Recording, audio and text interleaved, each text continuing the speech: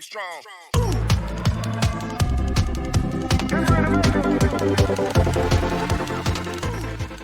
The story opens with a metaphorical narration of the cold night breeze, the half-hidden moonlight, and the senses of an assassin whispering the same thing.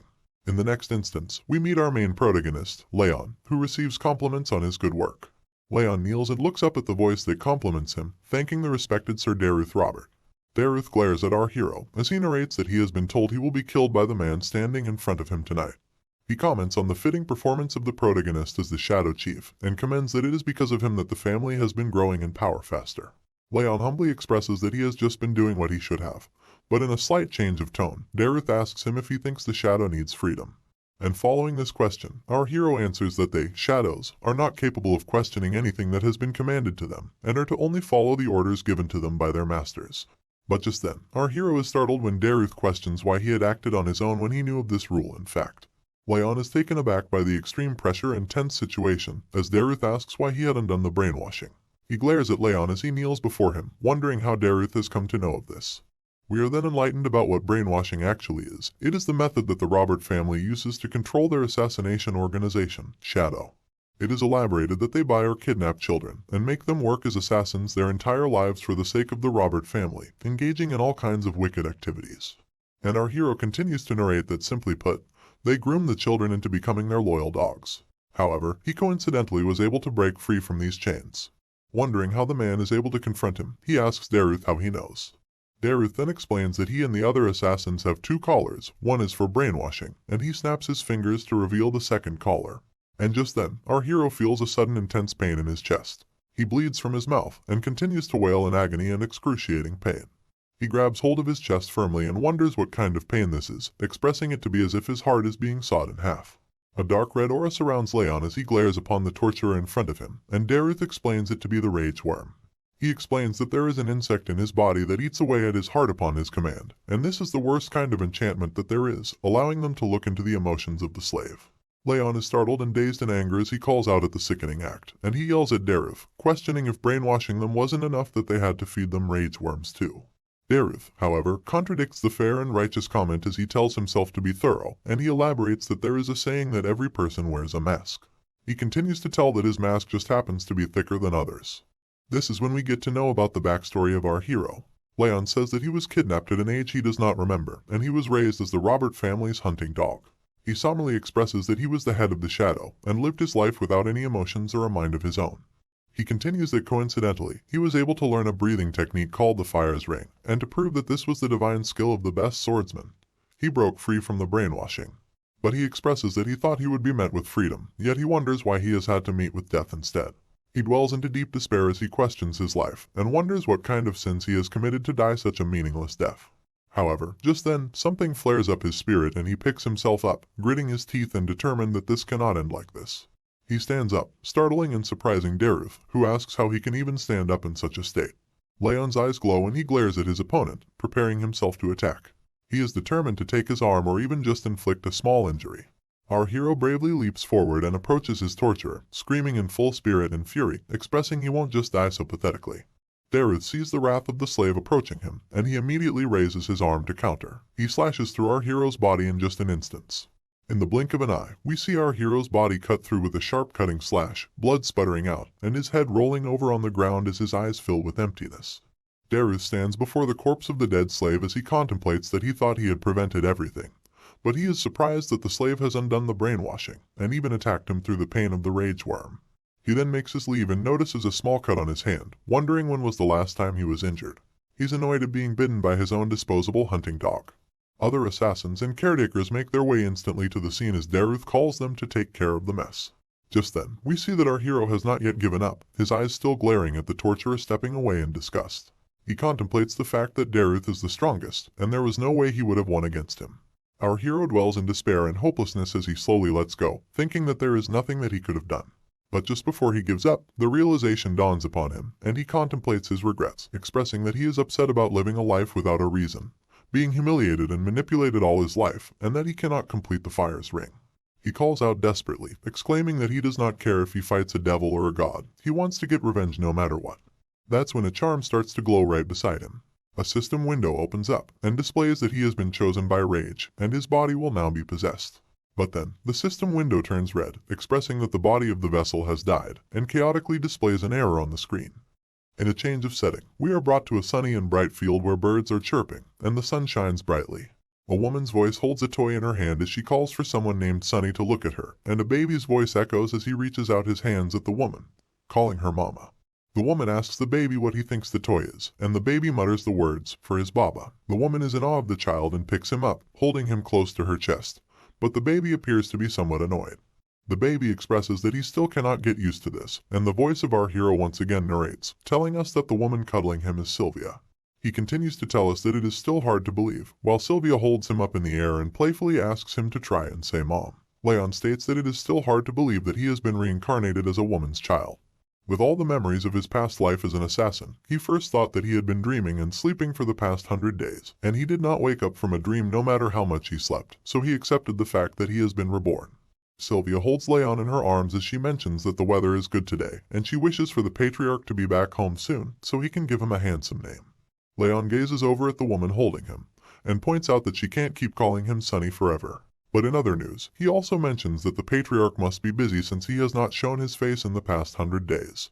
He also tells us that he could not figure out too much after reincarnating, but he acknowledges that he has been reborn into a wealthy and renowned family, expressing that it's better to be born into a powerful family than a normal one. And he adds that he needs to get his revenge after all, expressing that the rage and desire for revenge are still prominent in his mind. But still, he gets a hold of himself and acknowledges that he must be patient, because he does not know where this is, what the position of this family is, or what kind of situation he is in right now. Adding to his contemplation, he recalls that he was unable to complete the fire's ring in his past life, so he needs to be patient. He was called the best assassin in Robert family's history, and so, in order to enact revenge, he needs to swallow his emotions for as long as it takes. Our baby hero is curious, gazing upon the luxurious mansion, wondering if this family is more than renowned. But just then, his attention is diverted to a panicking voice that calls out to Sylvia, yelling out loud that the patriarch has arrived. When Sylvia is dazed upon hearing that her father is coming, Leon speculates that the patriarch is his grandfather. She exclaims that she needs to prepare for his arrival, but the maid tells her that it is too late, and he is already here. The atmosphere changes in the room as Sylvia and the maid both stand in a daze, and Leon experiences this change as he questions the sudden tension in the atmosphere. A voice yells out to make it known that the patriarch is entering, and a gate opens as a man follows through with 2 guards accompanying him. Leon expresses that just the man's existence is overwhelming.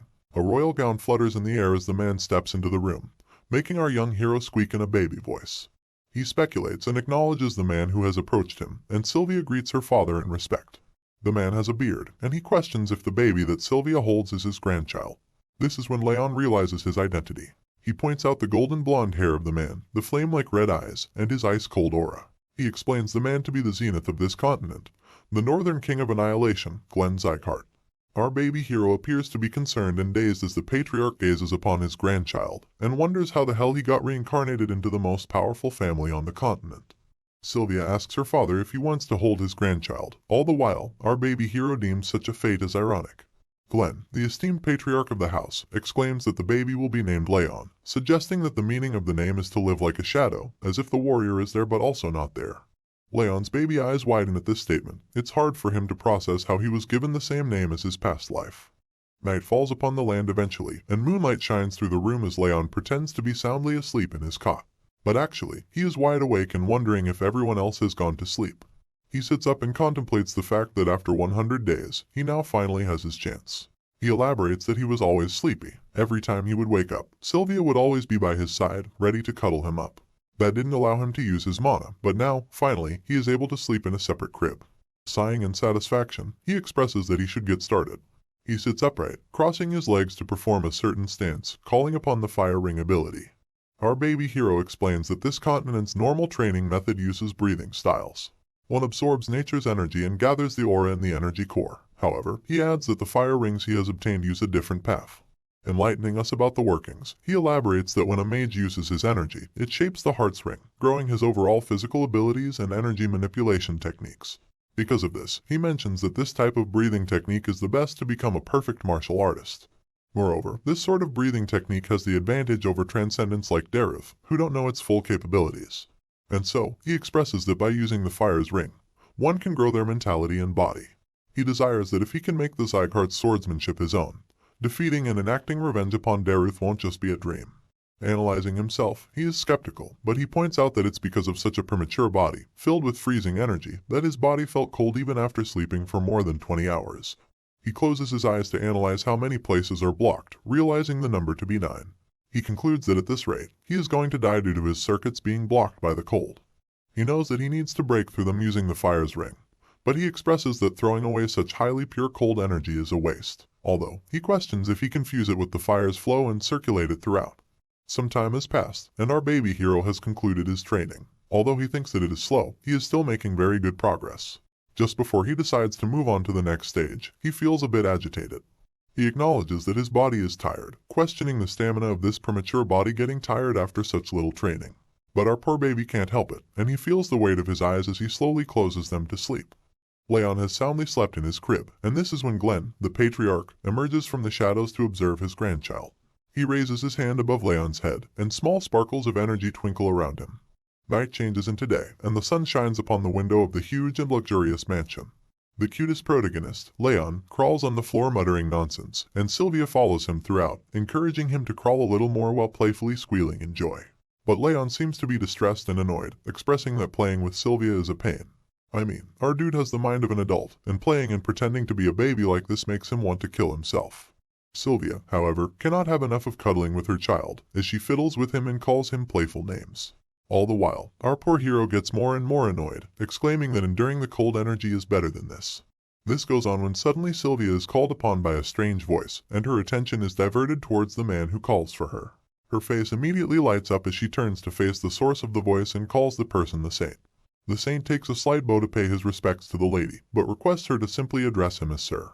Leon's eyes widen upon seeing the man. He wonders if the person in front of him is someone called the Saint of the Rags. And enlightening us with more background upon the characters, our hero once again narrates that the saint has divine power, medical techniques, and skills that can reach the ends of the world. However, he adds that although the man is the most famous physician, no one can see him due to his wanderlust.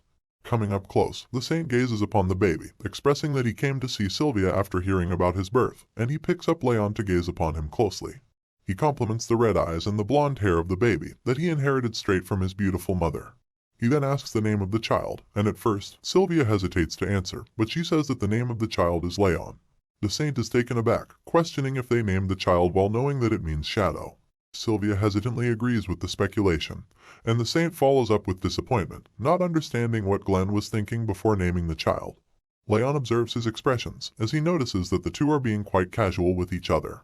In his past life, he had heard rumors of the Northern King of Annihilation being friends with the Saint of Rags, and it seems to be true. Nevertheless, the saint holds our baby hero firmly as he smiles in joy, wanting to have a closer look.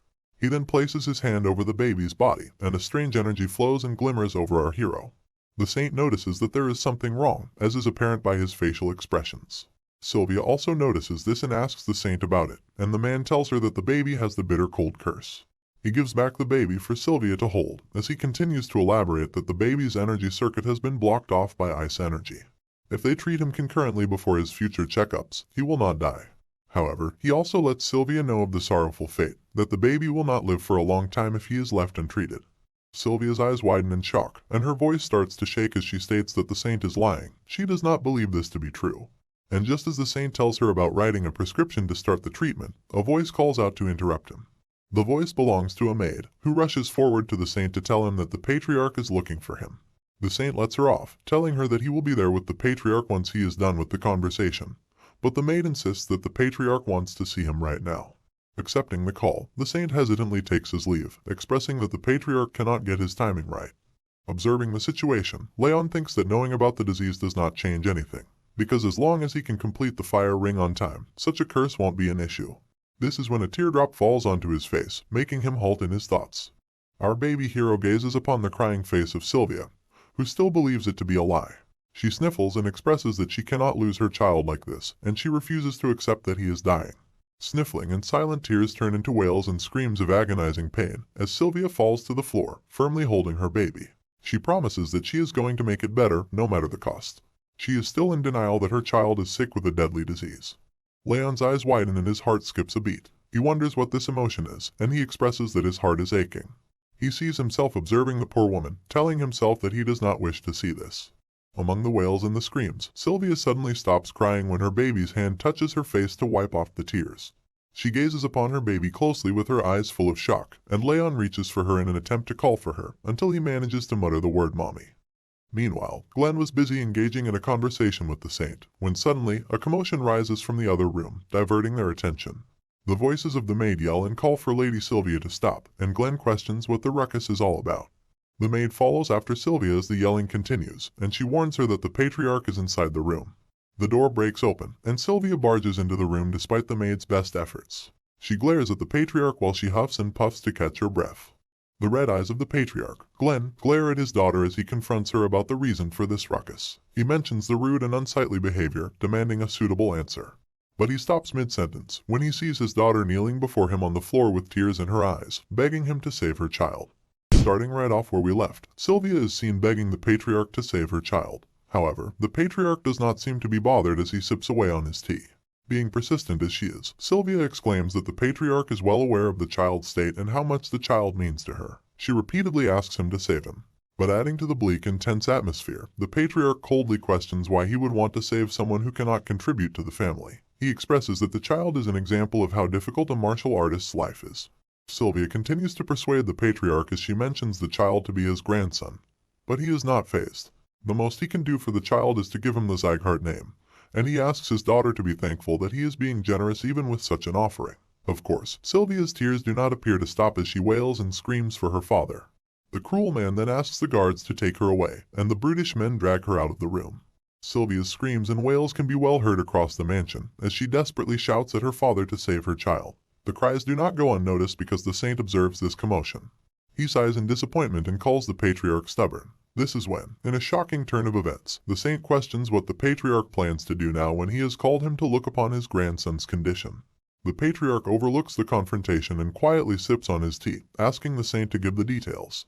He continues to do so, saying that as Leon grows, the condition worsens with his age. But he emphasizes that thanks to the patriarch's aura pushing out some of the cold air, he will be fine for a bit. However, the unforeseen situation dawns upon the patriarch as it is made known that his grandson will not be able to become a martial artist. Following the patriarch's strange dilemma and behavior, the saint asks why he has named the child Shadow, expressing that there are many names that he could have chosen from. Interestingly, the patriarch mentions that the name, Leon, does not just mean shadow. He continues to enlighten the saint, as he mentions that 1,000 years ago, it had another meaning too. At the break of dawn, as the sun shines down, we are brought into the setting of the mansion as Sylvia holds down a spoon with some medicine. She encourages Leon to gulp down the medicine provided by the saint. Anticipating a speedy recovery, the maid and Sylvia both close their eyes, wishing the baby to be healed. They open their eyes at the sound of the baby squealing and reaching out his hand for his mother. Sylvia celebrates in joy along with the maid, Helen, happy that her son is healing and enduring. Helen agrees with the lady as she also adds that he must have understood their intentions.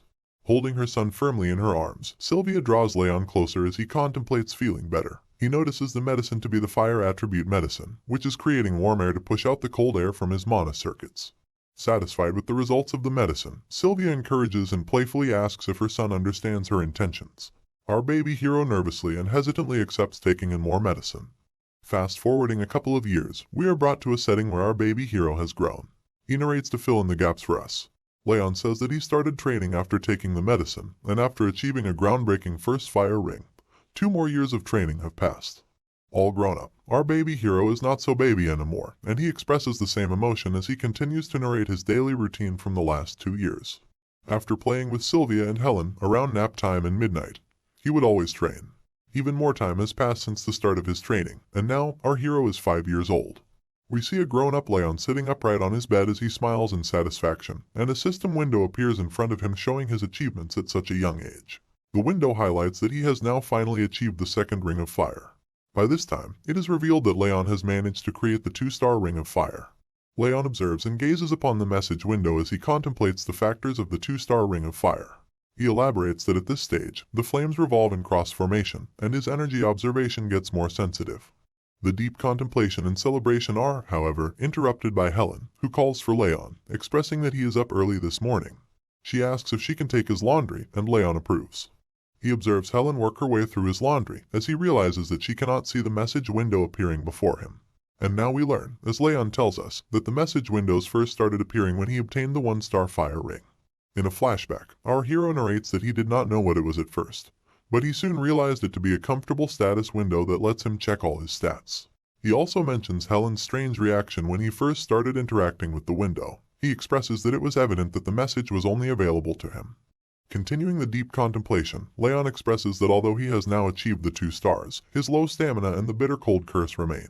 He strokes his chin and points out that improving like this would not have been possible if not for the fire attribute medicine.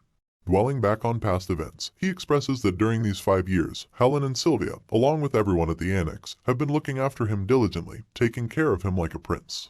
Rubbing the back of his head, he believes all this prince's treatment must have had an influence on him as well. But it soon dawns upon him that he still has a lot of time left, and he is only yet 5 years old. He then contemplates his condition, elaborating that the curse is a problem, and so is the low stamina, which work together to get in his way if he tries to move even a little bit. However, in his past life, he was known as the best assassin on the continent, and he had learned the greatest technique of the Ring of Fire. Our hero draws a ball of fire that revolves and hovers in his hands. He plans that once he completes the Ring of Fire, using his past experiences, the weaknesses will soon be gone forever. He adds that upon learning the Zygarde's swordsmanship, he will be able to slay Dareth's neck. But as Dareth is one of the strongest transcendents on the continent, Leon knows that he won't be able to keep his mind stable if he goes insane from revenge. He concludes that even if it's slow, he needs to gain the power and finish him off when the opportunity arises. Just as our hero determines to train even harder, a voice calls at him, acknowledging that he is awake. He turns his attention towards the voice and finds his mother, reminding him that they have to go somewhere today, and asking him to get changed so they can leave. Leon looks out the window and elaborates that the powers that maintain the balance of the continent are called the 5 demons and 6 emperors. As a cart travels across the stone road, our hero continues to explain that of those powers, he has been born into the Zygarde family, which belongs to the 6 emperors. He adds that the emperors demonstrate a positive influence, while the demons threaten the peace of the continent. He also explains that there are several other powers outside of these, and so there happens to be a judgment ceremony to determine if these powers are good or bad. The cart falls into the gates of an annex, as Leon expresses that today is the Zygarde family's judgment ceremony. The gossiping mouths of the families that have already arrived at the ceremony echo throughout the hall as they chat and engage in meaningless conversation. The gossiping continues as they call out to other families and their sons. Just when there is talk about Sylvia and her son, it is seen that Sylvia walks into the hall with Leon holding her hand. The chatter in the hall rises as they call Sylvia an outcast. The cold faces of the families in the hall glare upon Sylvia as she walks in and observes the cutting eyes of the families that stand before her. As Leon walks along with his mother into the hall, the chatter continues, and they point out at Leon, gossiping about his height and the rumors of him being sick being true. There is refusal and denial in the words that cut through Sylvia's skin. She hears people questioning why the outcast's son is participating in the judgment ceremony. The people express their hatred as they exclaim that they did not want to see the two, for it drops the ceremony's standards. Leon notices the harsh words of the families from the direct line. He questions if there are some kinds of circumstances behind the words, but he immediately gets a hold of himself. He expresses that he does not care if they are talking ill of him. However, he is startled to hear the words of people calling his mother, Sylvia, shameless. Hardening his facial expressions, Leon expresses anger and is infuriated at the harsh words being thrown at his mother. He quickly snaps back into reality when Sylvia calls for him. She tells him that it's okay and asks him to just look at his mom. Our hero bravely accepts and moves forward with his mother, and just then, a voice yells out to make it known that the patriarch is entering.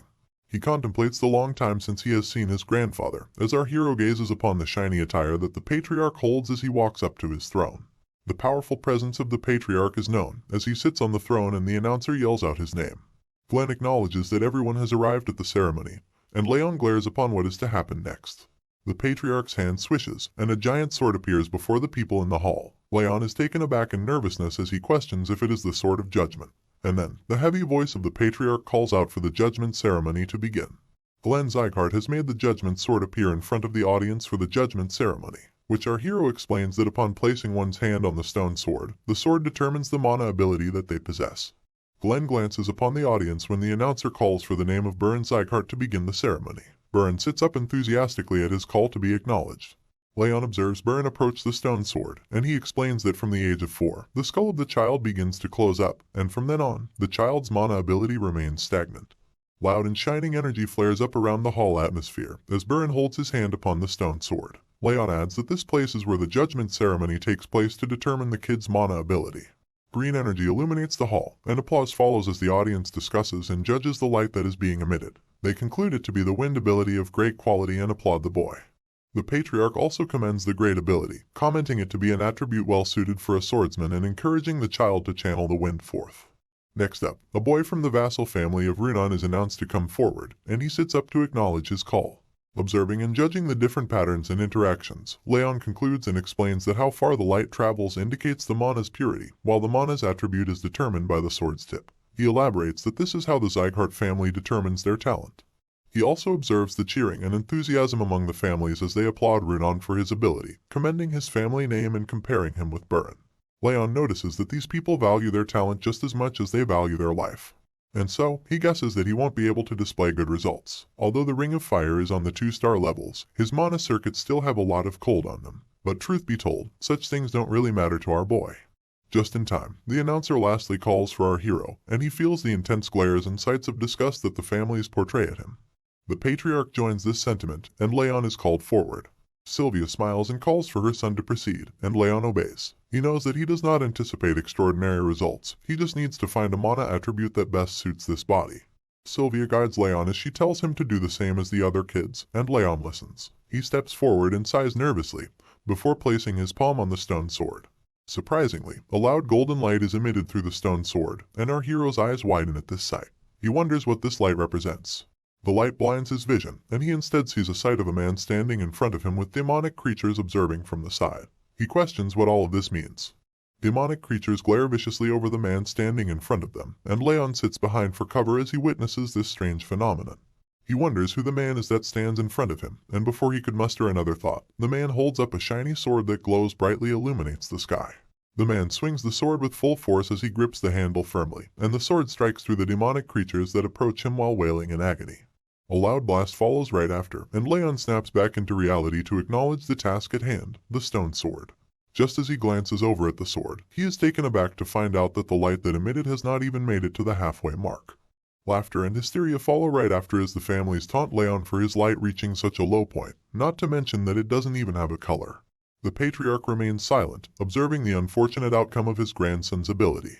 Sylvia approaches Leon to comfort her son, and reassure him that he has done his best. But the harsh words of the families cut like blades as they walk through the shame. They question if Leon is truly a descendant of the Zygarde family and taunt him, suggesting that he might have only inherited the red eyes and blonde hair. The patriarch observes the humiliating commotion and calls out for the laughter and hysteria to stop. Naturally, the people immediately quiet down in fear of the patriarch's heavy voice. He calls off the ceremony and asks the families to return. One by one, all the families leave with their capable children, feeling proud. And shortly after, everyone leaves as the doors close shut behind them. Glenn sits on his throne in disappointment beside the stone sword, towering high in the hall. He calls for his warrant, mentioning that it can't be helped for his grandson. He dwells in regret over the incident, when suddenly, the golden light shines and illuminates the hall once again. His eyes widen at the unforeseen sight. The golden light flares and blazes through the hall, forcing the patriarch out of his throne to acknowledge the might of the light emitted from the stone sword. He recognizes this golden light. It's the signature aura of the Zygarde family's first patriarch, which displayed transcendental fire power that could melt even the flames of the demonic realm. Gazing upon the book to find enlightenment, Glenn, the patriarch, elaborates on the golden mana and golden flames, mentioning it to be a one-time occurrence throughout the history of the Zygarde. He reads of the mana of dense golden light, which is blindingly beautiful and radiantly shiny. This is when the realization dawns upon him, and he notices the golden flame-like light emitting from the stone sword to be the golden flame aura. His eyes widen at the shocking sight. At this point, all he could do was stand there in a daze, nothing more and nothing less.